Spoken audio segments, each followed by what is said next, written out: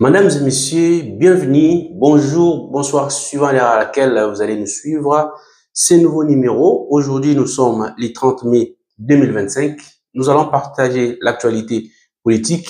Nous vous demandons si c'est pour la première fois pour vous de participer à notre émission, c'est de vous abonner, de cliquer sur la cloche de notification et puis de partager nos vidéos pour une large diffusion. Voilà. Deux sujets majeurs où nous allons parler, très importants, mes amis. Restez scotchés, branchez jusqu'à la fin parce qu'il y a des informations, surtout de l'analyse des qualités et détaillée et simple pour que vous compreniez l'actualité que nous voulons donner aujourd'hui. La première des choses, c'est-à-dire que pourquoi la tête de Tshisekedi est réclamée par les vautours. On va vous analyser, vous allez comprendre. Je pense que ça sera très riche.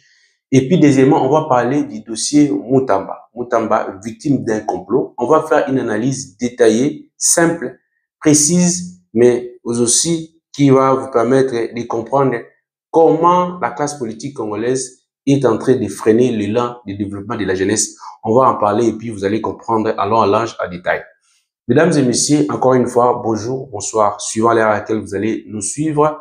Et sans tarder, on va entrer directement dans le vif du sujet. Le premier point, comme je suis en train de le dire, c'est que pourquoi la tête de Tshisekedi est réclamée par les vautours? Par vautours ici, je vais dire, ce sont tous ces gens-là qui ne veulent pas, c'est des gens qui étaient habitués à gérer les Congos comme si c'était leur bien propre, alors que ça appartenait aux Congolais.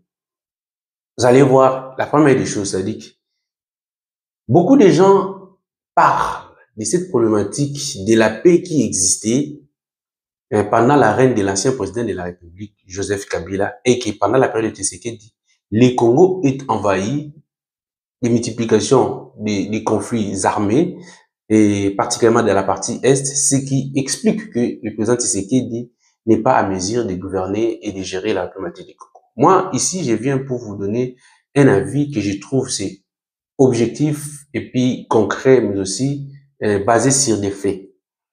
Il est clair que cet argumentaire que les gens avancent ne pourrait être vrai. Pourquoi? Justement, parce que vous devez savoir que la paix apparente ou précaire qui apparaissait pendant la période des reines de Tshisekedi, beaucoup de zones d'ombre s'est cachées derrière pour comprendre cette paix précaire. La première des choses, les dirigeants africains, la plupart des dirigeants africains, vous devez le savoir, avaient des parts dans les gâteaux qu'ils appelaient la problématique du Congo, des minerais stratégiques critiques. Ils exploitaient, ils avaient des carrés miniers. Et vous allez voir que tous ces dirigeants africains s'est retrouvé en République du Congo, il s'est comporté en maître. C'est-à-dire que la décision pour la République du Congo n'était pas prise seulement par les Congolais, ou sinon pas par les Congolais, mais plutôt par un groupe de gens qui s'est constitué comme étant les propriétaires du Congo. Pourquoi? Parce qu'ils avaient pris le Congo en otage, la République du Congo était pris en otage. Vous allez voir les dirigeants comme par exemple les Obasanjo, des Thabo Mbeki qui viennent de faire une sortie médiatique qui défraie la chronique, notamment pour qualifier les Congo comme un pays des divisions, des tribales, tout ça. Mais je vous dis franchement, les rapports sont là. Que ce soit Obasanjo, Mbeki et Dos Santos, qui était l'ancien président en Angola, le président du Congo-Brazzaville et autres dirigeants africains, d'abord, je parle des présidents africains, ont des intérêts économiques en République du Congo qui prennent ça gratuitement. Pourquoi? C'était la contrepartie que l'ancien régime avait voulu octroyer à ces gens-là, ces dirigeants, pour protéger son pouvoir, alors que cela mettait le Congo à la merci des étrangers sans pour autant que les Congolais puissent en bénéficier. Voyez-vous, dans cette situation-là, on ne peut pas dire que les Congos étaient en paix parce que peuple congolais, vous devez savoir en fait en réalité, ce que le peuple veut, c'est de trouver de l'emploi, c'est développer, vivre dans un pays où il peut circuler facilement et librement, être capable de se scolariser lui-même, de scolariser sa famille, mais aussi de porter des projets qui portent des fruits, permettez-moi cette tautologie. Et mais cela ne peut être possible que si le pays est organisé. Voyez-vous, on parle déjà des ambitions pour voir, pour connaître que le pays ici a un essor de développement, c'est déjà par des intentions budgétaires qu'on voit. Si à l'époque du régime de l'ancien président de la République, on dit que les présidents étaient, comme il a dit même dans son discours, comme les gens qui essaient de défendre sa position, que je respecte, mais que je trouve que ce n'est pas objectif, mais aussi qui ne sont pas vrais. Justement, pourquoi? Parce que l'intention budgétaire, depuis pendant la période de 18 ans de l'ancien président de la République, nous n'avons pas eu à dépasser le cap de 6 milliards ou 7 milliards budgétaires, voire même pas 5 milliards des budgets en République du Congo. Or, le budget, c'est ça, la prévision, ce qui montre l'intention du développement économique qu'on veut implémenter dans un État. Un État qui se veut développer devrait avoir des ambitions et cela s'est traduit par son budget. 18 ans durant, on n'a pas pu dépasser le cap de 10 milliards. Alors que pendant Tshisekedi, nous voyons qu'il y a des ambitions. Les gens peuvent dire que non, c'était que des chiffres, c'était pas vrai, mais c'est faux. Parce que les gens ne comprennent pas la complexité du pays, c'est les défis auxquels le Congo est confronté. C'est difficile tout de suite de voir l'impact, mais on peut les citer, les faits, vous allez comprendre qu'effectivement, cela ne pourrait être possible par une mobilisation évidente de nos budgets. À cette hauteur-là, notamment, on parle aujourd'hui de 17-18 milliards de nos budgets. Vous imaginez que un État ne peut se développer que si sa population est instruite, étudie, se développe. Or, la base de l'éducation, d'abord, c'est l'école maternelle et primaire, que beaucoup des enfants n'étaient pas en mesure de pouvoir y accéder, faute des moyens passés sur ces pays. Le fait de pouvoir insérer la gratuité de l'enseignement, qui d'ailleurs, je vous informe, je vous rappelle, je ne peux pas vous informer parce que vous devez le savoir, c'est-à-dire que c'est une obligation au niveau des chartes des déclarations universelles des droits de l'homme, même si je m'abuse, justement, c'est reconnu sur le plan international que la gratuité de l'enseignement devait être gratuite au niveau de l'école primaire, maternelle et primaire. C'est que nous, on n'a jamais arrivé à le faire, mais à l'époque de Tshisekedi, voilà qu'on a injecté des millions de dollars pour que beaucoup des enfants, on parle de plus de 4 millions dès la première année, ont repris le chemin de l'école par cette volonté manifeste du président de la République Tshisekedi. Donc, vous allez voir déjà ces intentions-là, c'était positif. Ce qu'il faut dire, c'est qu'il y a déjà une affectation qu'on ne peut pas calculer. Les intentions budgétaires déjà de l'époque de l'ancien régime, déjà ça prouve à suffisance qu'il n'y avait pas des ambitions de développement, des ambitions de grandeur aussitôt de puissance. Donc, alors, maintenant, tous ces gens-là, voyant que Tshisekedi dérange, Tshisekedi a décidé de récupérer les Congos qui étaient entre les mains des étrangers afin de pouvoir bénéficier les Congos aux Congolais. D'où les problèmes des guerres, des conflits, des attaques. Pourquoi on attaque Tshisekedi? Pourquoi on ne veut pas que Tshisekedi existe?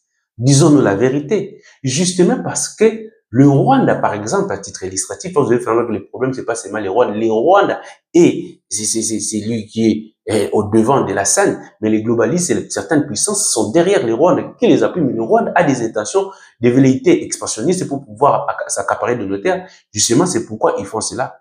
Pourquoi on attaque Tshisekedi justement?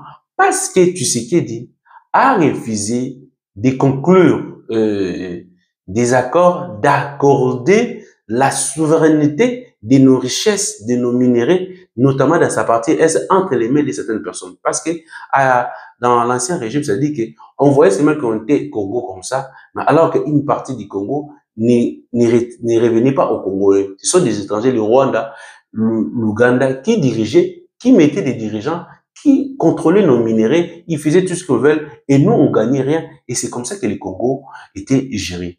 Et donc, Tshisekedi voulant récupérer le Congo, c'est pourquoi on les combat. Qui de ces peuples congolais peut attaquer Tshisekedi par le fait que Tshisekedi veut récupérer le Congo entre les mains des étrangers, alors que c'est comme ça que beaucoup de nos compatriotes qui sont à l'étranger, que ce soit en Europe, par-ci, par-là, étaient en train de se battre pour que le Congo revienne au Congolais parce qu'ils estimaient que c'était le Rwanda qui dirigeait. Mais ça m'étonne que certains des compatriotes qui comprenaient cela veulent changer justement parce que Tshisekedi est là au pouvoir. Je pense que là, ce n'est pas être honnête, sérieux, n'est pas comprendre ce que l'on veut dans la vie. Et là, ce n'est pas bon pour la République du Congo. Nous devons revenir au bon sens, à nos bons sentiments pour comprendre l'essentiel pour nous, c'est de récupérer notre pays pour que nous puissions en faire un levier de développement pour notre paix véritable, au lieu de ces paix superficielle qui n'est pas en fait en réalité une vraie paix. Voilà. Maintenant, il est difficile à cette époque pour que cela devienne encore une réalité. Continue parce que déjà Tshisekedi est en train de se battre. Et mais aussi, c'est la guerre médiatique qui était souvent gagnée par les étrangers, c'est les Congolais maintenant qui gagnent la guerre médiatique. Autrefois, c'était des médias internationaux, que ce soit TV5, ce sont eux qui relaient des informations, des manipulations des informations.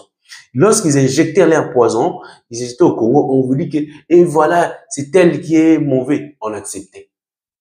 Comme si ce qu'eux disaient, c'était des paroles de l'évangile.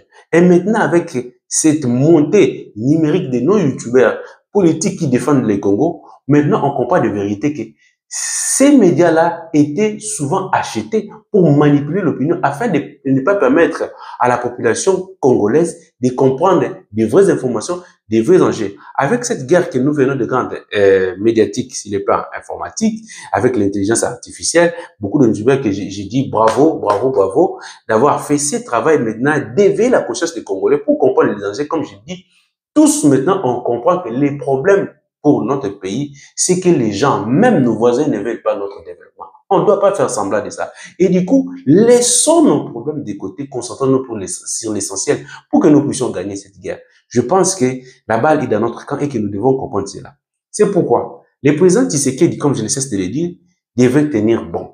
Jusque-là, la crainte du Rwanda, de l'Ouganda et des globalistes et de certains dirigeants africains qui tirent profit dans la situation à laquelle les Congo se retrouvent, leur crainte, c'est les deals entre la RDC et les États-Unis. Ces deals-là, c'est déjà la première chose, c'est la reconnaissance, puisque nous ne devons pas faire semblant, nous ne devons pas être sans ignorer que la reconnaissance par les États-Unis de l'intégrité territoriale de la République du Congo, c'est un signe fort qui écarte les Rwandais qui se présentaient comme étant les maîtres dirigeants du Congo, allaient même signer des contrats pour le Code du Congo. Ils se voient écartés justement parce que la déclaration des principes qui venait d'être signée entre la RDC et le Rwanda énumère en son sein, c'est-à-dire que la non-ingérence dans les affaires intérieures et puis le respect des frontières. Ces deux éléments, ces mentions sur ces bases-là, ça remet le Congo aux Congolais. Ça, ce n'est pas un gain. Ce n'est pas un combat de gagner, alors que le Congo ne nous appartenait pas. En réalité, nous devons le savoir. Donc, c'est pourquoi ces gens-là ont craqué. Ils sont en train de faire tout pour empêcher que ces deals-là deviennent une réalité. Or, c'est très difficile maintenant pour que ça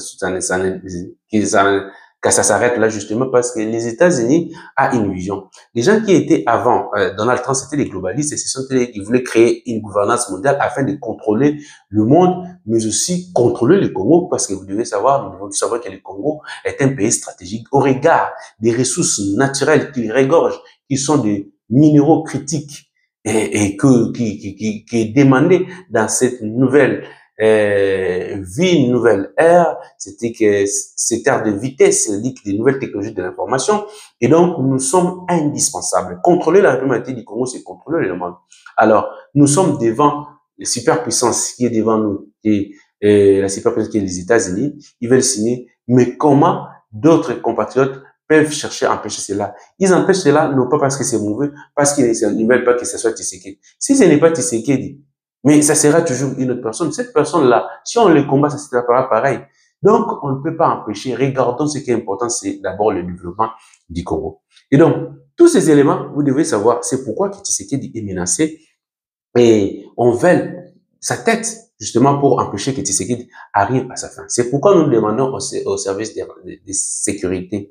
Il devrait être très vigilant pendant cette période, d'ici juin, qui est la période probable de la signature de cet accord de paix entre la RDC et le Rwanda, mais aussi l'ouverture à ces deals avec les Américains pour des investissements américains en République du Congo qui sera un pas de géant qui va nous permettre de pouvoir se développer. Donc, que personne ne vous trompe, c'est-à-dire que nous sommes sur le bon chemin. Les gens qui critiquent, c'est parce qu'ils ne voient que leurs propres intérêts. Si on essaie de voir un peu plus loin, vous allez comprendre que c'est très bénéfique pour nous et que nous devons capitaliser cela. Nous ne devons pas les combattre. Ça sera une erreur monumentale que nous ne pourrons plus rattraper. Donc, il faut saisir les temps et les meilleurs temps. C'est là où nous sommes maintenant, aujourd'hui ou jamais, nous devons savoir cela. Voilà ce que nous pourrons vous dire sur ces premiers points très chers amis, et je voulais parler maintenant de ces dossiers de Moutamba. Voilà. Examinons cela dans le froid, mesdames et messieurs, c'est très grave. Moutamba est le ministre de la Justice. C'est lui qui a déclenché l'instruction, qu'il a instruit le procureur pour ouvrir des poursuites contre l'ancien président de la République, et c'est cela qui a fait aboutir à la levée de ses immunités. Moutamba a constaté que le procureur avait fait des achats des immeubles au niveau de la Belgique dans un montant qui dépasse ce qu'il gagne comme ressources. Il a diligenté des enquêtes sur ces procureurs-là. Moutamba est en train de menacer des prédateurs de nos richesses, surtout au niveau de la justice, afin de pouvoir changer des choses. Moutamba, pour cela, faisait l'objet de beaucoup d'attaques. Et donc, les gens s'étaient décidés comment ces gens ici peuvent venir le défier. Parce que le Congo a été dirigé, nous le savons tous, si le président de la République lui-même dit que la justice est malade, justement, c'est quoi? Ce sont des magistrats. Certains des magistrats congolais, ce sont des magistrats, en fait, en réalité, qui ne sont pas là pour travailler pour le pays, mais pour des intérêts personnels. Alors que le métier qu'ils exercent, c'est un métier noble qui demande à ce qu'on ait une certaine probité morale afin de ne pas tomber dans des pièges. Parce que ce sont des vies humaines, ce sont des biens des gens. C'est la justice. Et Moutamba, pour cette raison-là, beaucoup de gens n'aiment pas que Moutamba continue. Moutamba fait l'objet, il était victime d'un complot politique. Regarde. Déjà, lorsque nous avons suivi tous hier au Parlement, moi j'étais étonné de voir que tout le monde était content de voir que les procureurs puissent demander l'autorisation pour l'instruction des dossiers de Moutamba. En commençant par le président de l'Assemblée nationale. Moi, ça m'a étonné.